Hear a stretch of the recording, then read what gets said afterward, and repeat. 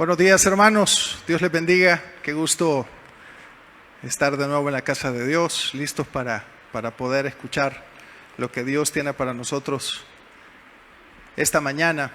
Y qué bueno poder comenzar con los jóvenes, ¿verdad? Dirigiendo la parte de alabanza, desde la bienvenida, pues los jóvenes ahí estaban esperándoles, recibiéndoles con una sonrisa. Y bueno, también ahora escuchando parte del testimonio de Daniel y de Keren, que bueno, es algo que también nos desafía, ¿verdad? A seguir también, no solo congregándonos nosotros de manera personal, sino orando por nuestros jóvenes. Así que les reto también a que siga orando por los jóvenes y por los niños de nuestra iglesia.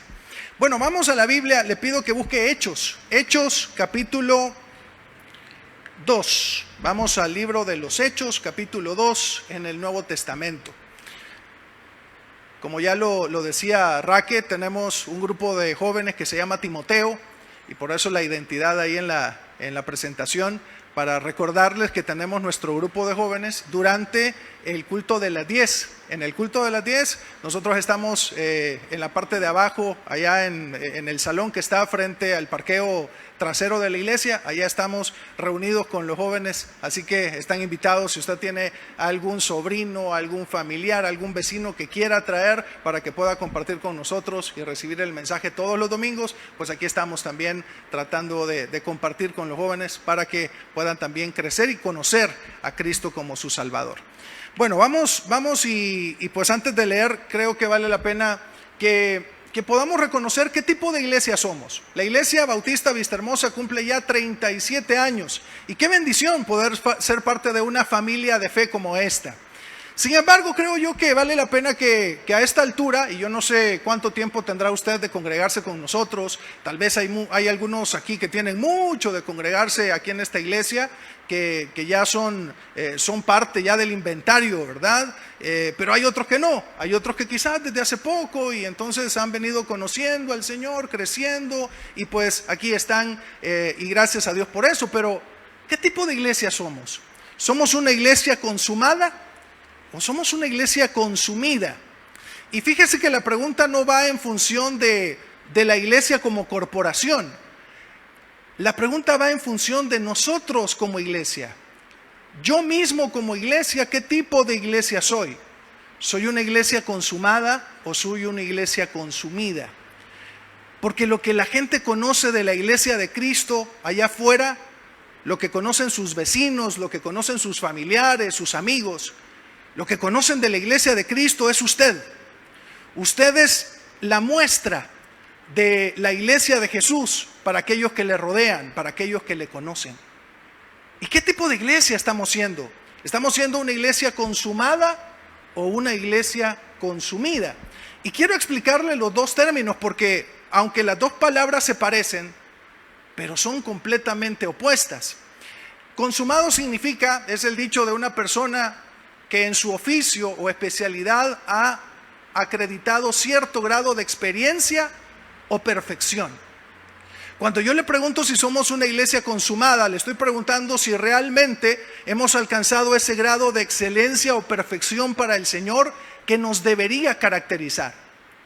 Probablemente no hemos llegado, como decía Pablo, pero proseguimos al blanco, ¿verdad? Proseguimos a la meta, al premio del supremo llamamiento. Es decir, no hemos llegado, pero seguimos en esa búsqueda. Seguimos persiguiendo la perfección y la excelencia para el Rey, para el Señor.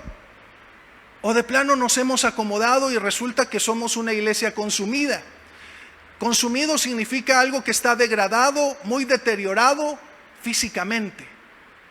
Y a veces quizás nosotros somos una iglesia consumida porque quizás por dentro nos vemos muy bien, nos vestimos muy bien, tenemos una buena actitud, andamos sonriente, saludando y compartiendo con los demás, pero tal vez por dentro nuestra vida espiritual es muy raquítica y no tenemos quizás esa oportunidad no solamente de crecer espiritualmente, sino de alcanzar a otros.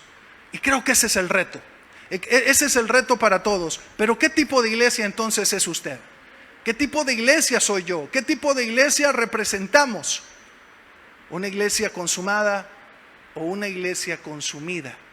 Vamos a orar. Le pido que cierre sus ojos antes de leer la porción que nos corresponde y seguir con el mensaje. Señor, yo te doy muchas gracias porque sé que estás aquí. Dice tu palabra que donde dos o más se reúnen en tu nombre, tú estás presente y tu presencia está con nosotros hoy. Bienvenido, Señor. Gracias porque estás presente. Gracias porque nunca nos dejas. Gracias porque vas con nosotros todo el tiempo. No nos dejas ni nos desamparas, Señor. Gracias porque podemos, finalizando este año prácticamente, este 2022, y celebrando este aniversario 37 de la iglesia, podemos estar conscientes que tu gracia y tu misericordia nunca nos ha dejado. Gracias te damos, Señor, y te pedimos que nos hables esta mañana a través de tu palabra, que hables a nuestro corazón y que puedas ayudarnos, Señor, a realmente aceptar el desafío de ser una iglesia consumada para ti. En el nombre de Cristo Jesús oramos. Amén. Entonces, por ejemplo, se habla de un músico consumado cuando es un músico experimentado, cuando es un artista que tiene experiencia y trayectoria y lo hace muy bien. Veíamos a Keren ahora en el teclado, ¿verdad? En esta última alabanza, y lo hizo muy bien. Pero obviamente la idea es no quedarse ahí, la idea es seguir creciendo, seguir perfeccionando la técnica, seguir avanzando, ¿verdad?, en lo que ya podemos hacer y hacerlo mejor. Ese es el llamado para nosotros como iglesia. No conformarnos, no quedarnos con lo que ya podemos hacer, sino que perfeccionar lo que ya podemos, perfeccionar lo que ya sabemos, y no solamente que quede en nuestro corazón y en nuestra mente, sino que compartirlo. Porque para eso es que nosotros nos nutrimos con la palabra, para luego compartirla y enseñarla a otros. Entonces, ¿somos una iglesia consumada o una iglesia consumida? Fíjese lo que dice ahí en la Biblia, y vamos a Hechos vamos a leer desde el versículo 41, ahí en Hechos, capítulo 2. Hechos capítulo 2, desde el versículo 41. Así que los que recibieron su palabra fueron bautizados, y se añadieron aquel día como 3,000 personas, y perseveraban en la doctrina de los apóstoles, en la comunión unos con otros, en el partimiento del pan y en las oraciones. Dice en el 43, y sobrevino temor a toda persona, y muchas maravillas y señales eran hechas por los apóstoles. Todos los que habían creído estaban juntos y tenían en común todas las cosas, y vendían sus propiedades y sus bienes y los repartían a todos según la necesidad de cada uno. Y perseverando unánimes cada día en el templo y partiendo el pan en las casas, comían juntos con alegría y sencillez de corazón, y alabando a Dios y teniendo favor con todo el pueblo. Y el Señor añadía cada día a la iglesia los que habían de ser salvos. Yo quiero llamar su atención en esta palabra ahí en el versículo 42, porque dice, y perseveraban en la doctrina de los apóstoles. Esto que Cristo les había enseñado a sus seguidores también lo compartían con aquellos que eran nuevos discípulos, nuevos seguidores de Jesús. Y por ejemplo en los versículos previos, por ahí en el versículo 38 y 39, siempre ahí en Hechos capítulo 2, dice por ejemplo, Pedro les dijo, arrepentíos y bautícense cada uno de vosotros en el nombre de Jesucristo para perdón de los pecados, y recibiréis el don del Espíritu Santo, porque para vosotros es la promesa, para vuestros hijos y para todos los que están lejos, para cuantos el Señor nuestro Dios llamare. Pedro, aquel mismo discípulo obstinado que era seguidor de Jesús, ahora estaba predicando a los judíos y estaba haciéndoles el llamado para que vinieran y se arrepintieran y reconocieran a Cristo como su Salvador. Alguien por el que de repente al inicio de la narrativa de los evangelios, por ejemplo, no parecía que Pedro iba a dar el ancho, ¿verdad? Negó a Jesús 3 veces, ¿cómo es posible? Y uno dice, no, esta gente estaba mal. Pero de repente, más adelante en la palabra de Dios, vemos a Pedro predicando con denuedo, con valentía y mostrándoles a Cristo. a aquellos que lo habían rechazado. Mira qué increíble. Y dice que aquellos primeros creyentes perseveraban en la doctrina de los apóstoles.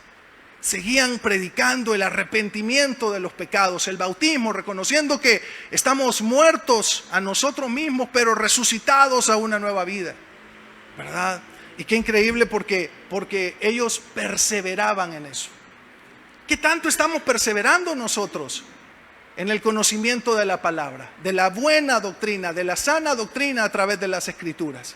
¿Qué tanto estamos perseverando? Por ahí preguntaba Raque en medio de esta interacción testimonial con los jóvenes, ¿quién te está discipulando?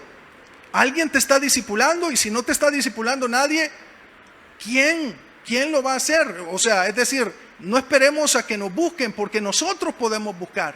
Aquellos que somos necesitados buscamos el alimento.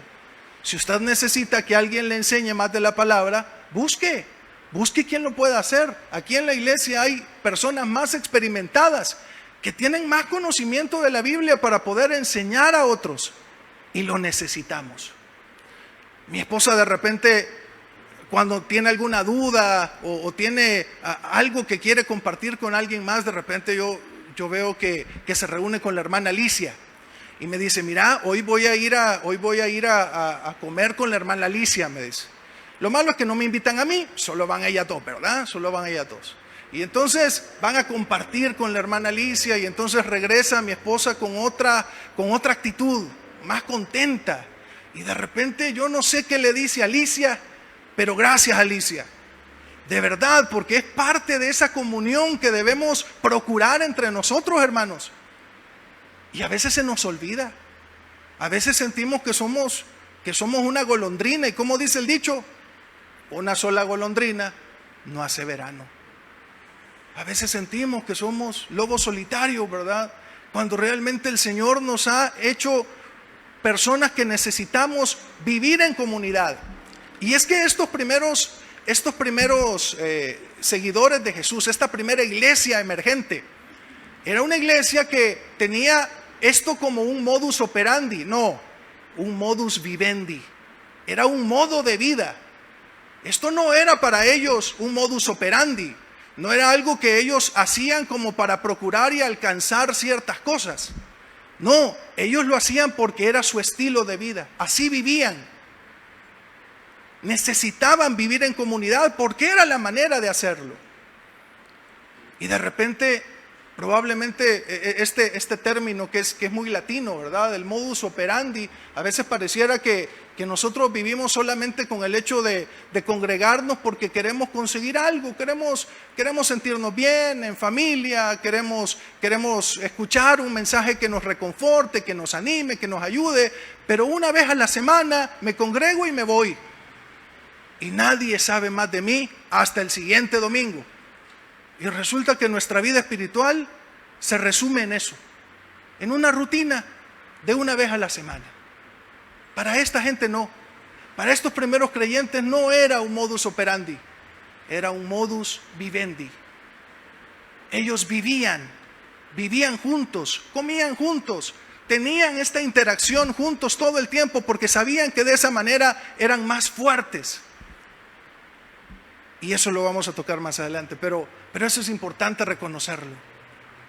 ¿Qué tanto realmente estamos siendo una iglesia con estas características de compartir, no solamente de pensar en nosotros mismos, sino de compartir este estilo de vida que nosotros hemos conocido de parte del Señor a través de su palabra, y además invitar a otros para que vengan y conozcan de esa manera a Jesús? Dice Hebreos capítulo 5 versículo 12. Porque debiendo ser ya maestros, dice, después de tanto tiempo, tenéis necesidad de que se os vuelva a enseñar cuáles son los primeros rudimentos de la palabra de Dios, y habéis llegado a ser tales que tenéis necesidad de leche y no de alimento sólido. Fíjese, debiendo ser ya maestros después de tanto tiempo. ¿Cuánto tiempo ya tenemos de estar aquí? ¿Cuánto tiempo ya tenemos de ser creyentes? Y no importa si es mucho o poco, Pero creo que la palabra lo que nos desafía es que tenemos que apuntarle a eso, a ser maestros, a enseñar, y no solamente con quedarnos con la enseñanza que se nos imparte, sino también enseñar a otros, compartir con otros, no solamente dentro de las cuatro paredes de la iglesia, sino también afuera, tratando de llevar el mensaje a aquellos que lo necesitan. De repente, cuando alguien necesita ayuda, un consejo o un confidente, ahí en el entorno donde usted trabaja, ¿a quién buscan? ¿Buscan a la que le puede leer el horóscopo? ¿Buscan a aquella que le cuenta la novela que vieron la noche anterior o la serie que están viendo en Netflix? Y ahí sí comparten, ¿verdad? Porque de repente, ¿y en qué te quedaste, niña? Y esa es la pregunta, ¿verdad? ¿Y en qué te quedaste y por dónde vas? Y entonces ahí, ¿verdad? Ahí se genera la plática y la conversación y la confianza. Pero cuando necesitan una ayuda, cuando necesitan apoyo, cuando necesitan consuelo, ¿a quién buscan? Ojalá que le busquen a usted. Ojalá que le reconozcan a usted. Porque usted, después de tanto tiempo de conocer a Cristo, usted debería ser ya considerado maestro o maestra para que otros puedan buscar lo que Cristo puede enseñar a aquellos que necesitan ese mensaje de fe y de salvación. Pero ¿realmente nos buscan a nosotros o buscan a alguien más? ¿Somos gente realmente de confianza para otros? ¿O no? Qué desconfianza, ¿verdad? No, mejor ni nos vuelven a ver. Porque resulta que no somos capaces de guardarnos lo que nos cuentan. Y de repente nos cuentan algo y ya lo sabe toda la oficina, ¿verdad? ¿Realmente somos personas de confiar o no lo estamos siendo? ¿Somos una iglesia consumada o somos una iglesia consumida? ¿Cómo nos ve la gente?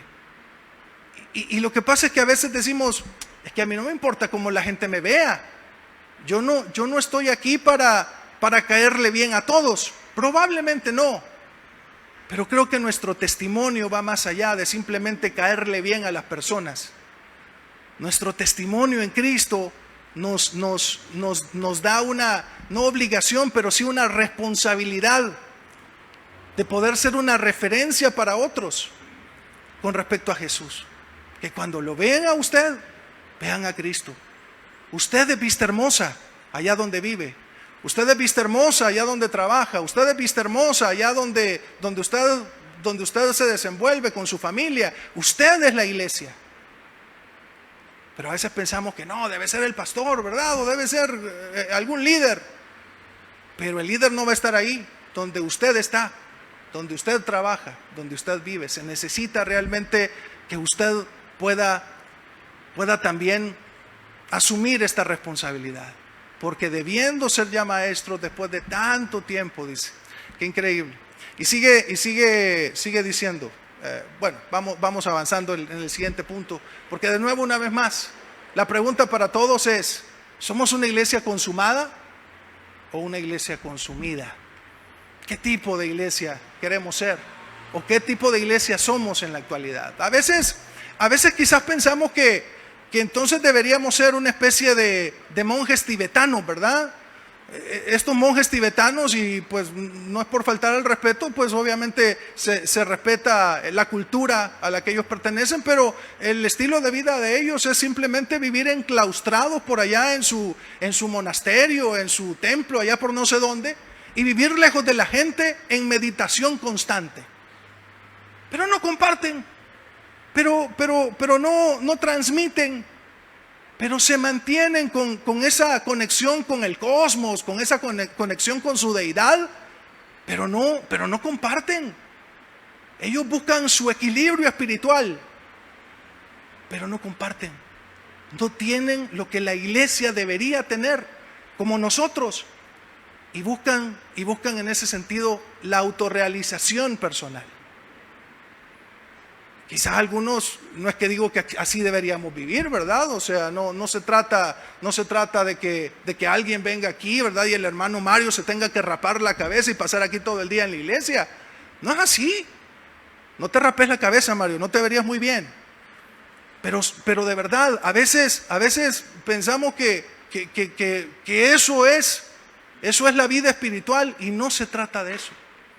Jesús nos envió, Jesús nos mandó a que fuéramos a toda criatura, y no solamente que consumiéramos el mensaje del cual nosotros ya conocemos.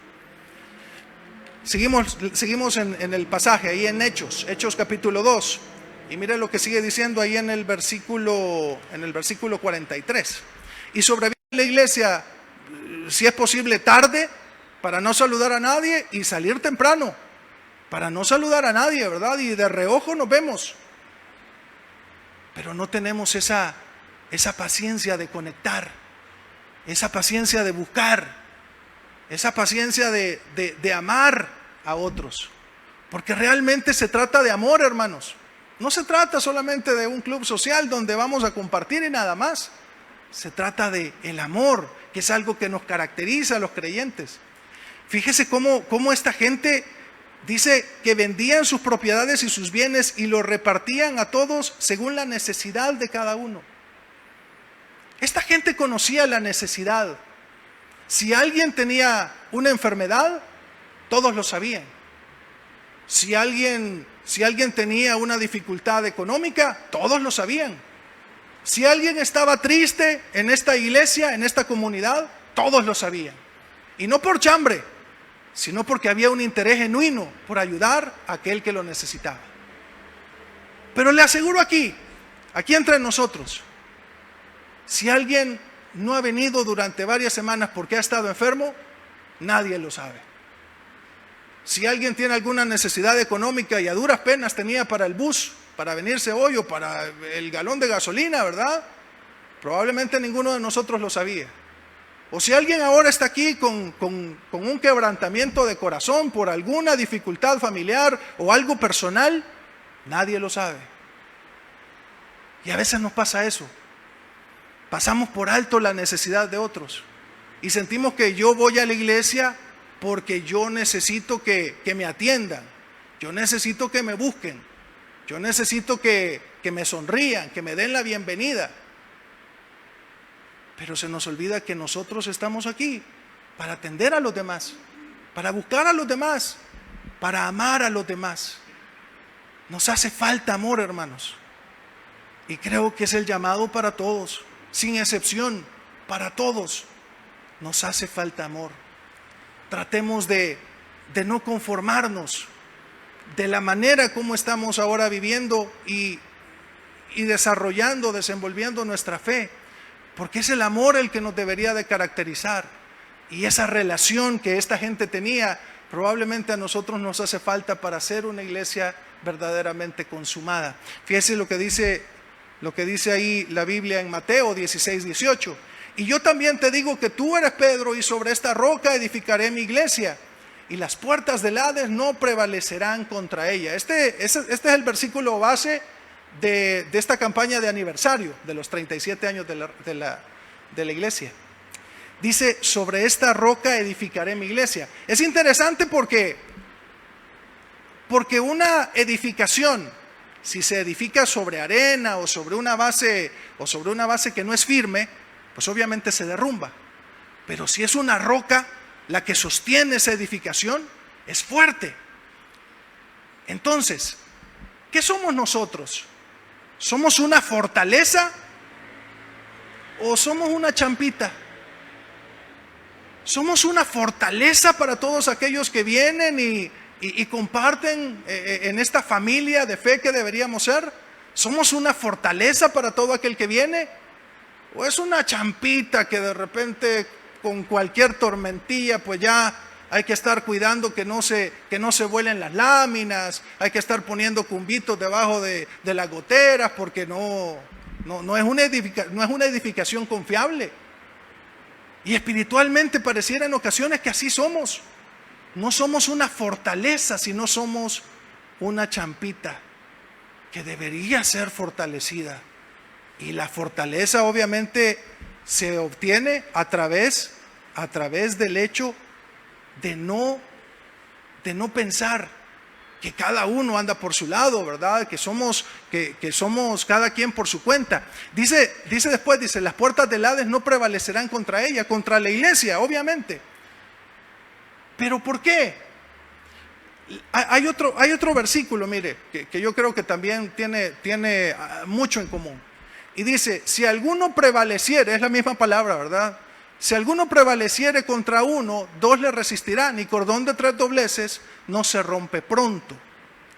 Lo que decía el versículo anterior es que el infierno no puede prevalecer, no se puede imponer contra la iglesia, porque la iglesia es una fortaleza. No nos puede derribar nadie, porque somos una fortaleza si estamos cimentados en la roca que es Cristo. Pero cuando estamos cimentados en las tradiciones, en mi forma de pensar, en mis sentimientos, entonces rápidamente se desmorona. Pero si estamos cimentados en Jesús, somos una fortaleza. El problema es que a veces esa fortaleza se debilita cuando no somos un equipo, cuando no somos una familia. Si alguno prevalece contra uno, dos le resistirán, dice. Y cordón de 3 dobleces no se rompe pronto. Nadie puede prevalecer e imponerse cuando hay armonía, cuando hay unidad. Y dice cordón de 3 dobleces. Sí, porque es usted, la iglesia y Cristo. Somos 3. No estoy yo solo, no está usted solo en esta vida de fe, en esta vida espiritual que ha emprendido cuando aceptó a Cristo en su corazón. No está solo, la iglesia le acompaña, tiene esta familia que le acompaña, y principalmente nuestro cimiento está en el Señor. Debería ser realmente algo que nos motive para seguir adelante, recordando que nadie puede prevalecer contra nosotros, porque tenemos esta familia que nos respalda y a Dios que está con nosotros. Mire, de lo contrario, nos va a pasar como aquella casa que estaba por allá en la puntilla, allá en la Costa del Sol. Yo no sé si usted la vio en algún momento.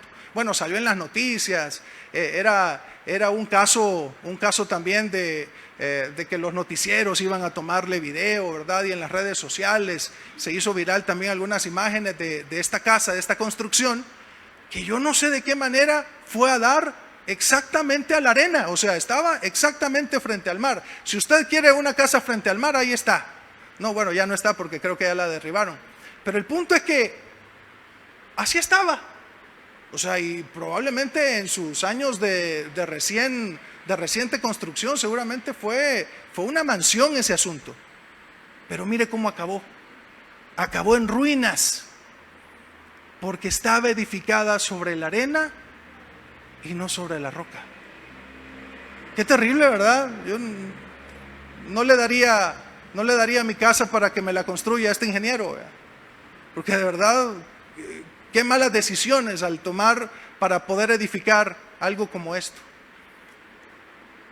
Pero usted, ¿cómo está edificando su casa? ¿Cómo está edificando su vida? ¿La está edificando realmente sobre la roca o sobre la arena?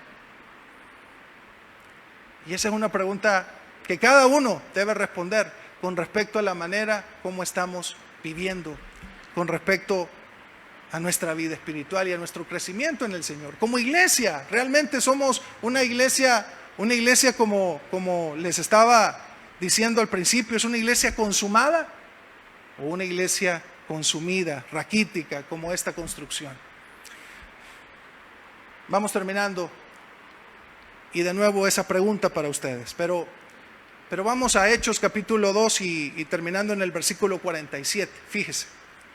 Primero recordamos que esta iglesia tenía esta forma de vida como un modus operandi, era una forma de vida, no se trataba solamente de una rutina, no se trataba de una visita a la iglesia, es que ellos vivían en modo iglesia todo el tiempo. Ellos vivían en modo comunidad todo el tiempo. Ellos vivían conectados con Cristo todo el tiempo. Era para ellos un modus vivendi. Ellos vivían todo el tiempo en relación. Ellos no se desconectaban de su comunidad. Ellos no iban a la iglesia, ellos eran la iglesia. que es una cosa diferente, ¿verdad? Ahora decimos, yo voy a ir a la iglesia, el domingo voy a la iglesia. No, ellos eran la iglesia. Y donde estaba uno, ahí estaban todos. Era parte de su convivio, era parte de esa comunión permanente, eran familia. Pero dice después al final, y alabando a Dios y teniendo favor con todo el pueblo, y el Señor añadía cada día a la iglesia los que habían de ser salvos. Y me llama la atención porque dice, y teniendo favor con todo el pueblo, con todo el pueblo. A veces nos conformamos porque pensamos que solamente la iglesia debería tener pues un campo de acción en los alrededores donde está el edificio, en la comunidad donde está la iglesia. O sea, deberíamos pensar en ver cómo hacemos actividades que beneficien a la comunidad, o de salir a hacer una campaña evangelística en los alrededores. Y está bien, o sea, yo no digo que no, debería hacerse eso con más frecuencia. Pero realmente no se trata solo de la comunidad en los alrededores, de todo el pueblo está diciendo. Había un testimonio de esta gente que todos lo conocían. Todo San Salvador debería conocer la influencia que Iglesia Bautista Vistahermosa tiene, no solamente por el hecho de que somos una iglesia, sino por el hecho de que somos personas en quienes se puede confiar, a quienes podemos buscar para encontrar apoyo cuando se necesite. Y es complicado porque pareciera que no damos el ancho, ¿verdad? Es complicado porque pareciera que entonces en base a estas características como que no damos el ancho. Miren lo que dice Efesios capítulo 5, versículo 27, a fin de presentársela a sí mismo una iglesia gloriosa que no tuviese mancha ni arruga ni cosa semejante, sino que fuese santa y sin mancha. Jesús hablando acerca de la manera como se va a presentar a su novia, a la iglesia, y dice que no tuviese mancha ni arruga. Él se quiere presentar a sí mismo una iglesia gloriosa, sin mancha ni arruga. Y es interesante también pensar en esto porque la mancha es algo que se absorbe, ¿verdad? Una mancha en una ropa, en una prenda, en una tela, es algo que se absorbe. Y la arruga es algo superficial, ¿verdad? La mancha es algo profundo, mientras que la arruga es algo superficial.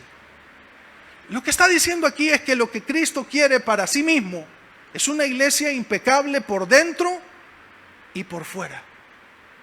No solamente que parezcamos buenos cristianos, no solamente que parezcamos maduros en la fe, no solamente que parezcamos amorosos para con los demás, sino que lo seamos. No es de apariencia, es de hecho. No es solo teoría, es práctica. ¿Qué tipo de iglesia somos? ¿Somos una iglesia, como les decía al principio, consumada o consumida? Y deberíamos considerar esto porque entonces pareciera que no damos el ancho, como les decía antes, porque entonces decimos, de acuerdo a lo que decía uno de los predicadores reconocidos de hace algunos años, R.C. Sproul, decía que el hombre no es pecador porque peca, sino que peca porque es pecador. ¿Sí? Hay maldad en nosotros, somos pecadores, dice la Biblia, y por lo mismo estamos destituidos de la gloria de Dios. Entonces, ¿qué podemos hacer? ¿Cuál es la solución? Bueno, la solución es que esa mancha y arruga que tenemos por naturaleza, por el pecado que hay en nosotros, que pueda ser eliminada por el único quitamanchas que funciona, y es la sangre de Jesús. Para el alma solo hay un quitamanchas, hermanos: la sangre de Cristo. Cristo mismo es el que puede eliminar esa mancha por dentro y hacernos también por fuera algo que se note, para que esta comunidad en la que vivimos, para que esta generación en la que nos ha tocado vivir en este punto de la historia, puedan también ser influenciados con el impacto del Evangelio a través de nuestra vida, a través del trato constante, a través de la relación con otros, que se note que Cristo está en usted, que por dentro y por fuera se note Jesús. finalizando ahí en Juan capítulo 19, versículo 30, cuando Jesús cuando Jesús hubo tomado el vinagre, dijo, consumado es. Y habiendo inclinado la cabeza, entregó el Espíritu. La expresión consumado es en el idioma original tetelestai. Y tetelestai significa pagado totalmente. Ya no hay deuda pendiente. La iglesia ha sido consumada por el Señor a través de su sangre y por medio de su sacrificio en la cruz. Usted y yo somos ahora una iglesia consumada. Si al momento de hacernos este examen al principio decíamos no vamos a llegar, no damos el ancho, tiene usted razón, pero para eso vino Jesús. Para hacernos una iglesia consumada, para hacernos una iglesia perfecta, sin mancha y sin arrugas para Él. Pero con el propósito finalmente, que podamos cumplir la tarea para lo cual hemos sido llamados. No es solamente para que nos reunamos en el templo una vez por semana, es para que podamos ser de influencia, para que podamos ganar a otros, para que como hizo Pablo, ¿verdad? En este pasaje que leímos al principio, aquellos que están lejos, vengan a Jesús, y les llamaba para que pudieran conocer a Cristo como Él lo había conocido también. No se quede usted sin contarle a otros esa historia de amor, esa historia que puede inspirar a aquellos que no tienen a Jesús. De verdad, cuente esa historia de amor. Así como de repente contamos la manera como nos conocimos con nuestro cónyuge, ¿verdad? Cómo conoció a su esposa, cómo conoció a su esposo, cómo fue ese momento. ¿Cómo fue el momento cuando conoció a Cristo? ¿Cómo usted estaba antes y cómo está ahora, luego de haberle conocido? Y cómo su vida ha sido transformada únicamente por aquel que realmente nos ha llamado para ser una iglesia consumada para la gloria de Dios. Vamos a orar. Por favor, cierre sus ojos y le pido que reflexione en esto que hemos escuchado a través de la palabra en esta oportunidad. Tómese el tiempo para orar. Si hay algo que le llamó la atención de este mensaje, por favor póngalo en las manos de Dios. Si el Señor de alguna manera le inquietó o le incomodó con algún punto específico, póngalo en las manos de Dios y dígale, Señor, yo te pido que me ayudes. Yo quiero ser para ti una iglesia consumada. Yo quiero ser una iglesia perfecta. Yo quiero ser también, Señor, alguien que pueda desafiar, inspirar a otros a que te conozcan a ti. Me hace falta mucho, no doy el ancho probablemente, pero en ti yo sé que puedo. Ayúdame, Señor. Ayúdame a poder conocerte más. Y que conociéndote más, Señor, pueda amarte más para amar más a otros. Señor, gracias te doy. Gracias porque nos permites estar aquí juntos en esta ocasión y poder celebrar estos 37 años en esta campaña de aniversario que finaliza el día de hoy aquí en nuestra iglesia. Pero sobre todo gracias, Señor, porque a través de Jesucristo y por medio de tu palabra y a través de tantas personas que ni siquiera quizás nos imaginamos, tú un día nos trajiste a tus pies, Señor, para que reconociéramos que te necesitábamos y que sin ti estábamos perdidos. Ayúdanos, Señor, a entregarte todos los días nuestra vida y a vivir como tú nos has llamado, de una forma consumada para tu gloria. Te bendecimos, Señor, te damos las gracias y te pedimos que sigas obrando, Señor, en la vida de esta iglesia, que sigas trayendo a más personas, como dice tu palabra, que tú añadías a aquellos que habían de ser salvos, que muchos más, Señor, vengan al conocimiento de Cristo a través de lo que podemos nosotros compartir por medio de esta iglesia. Te bendecimos, te damos las gracias, Señor, y en el nombre de Cristo Jesús oramos. Amén.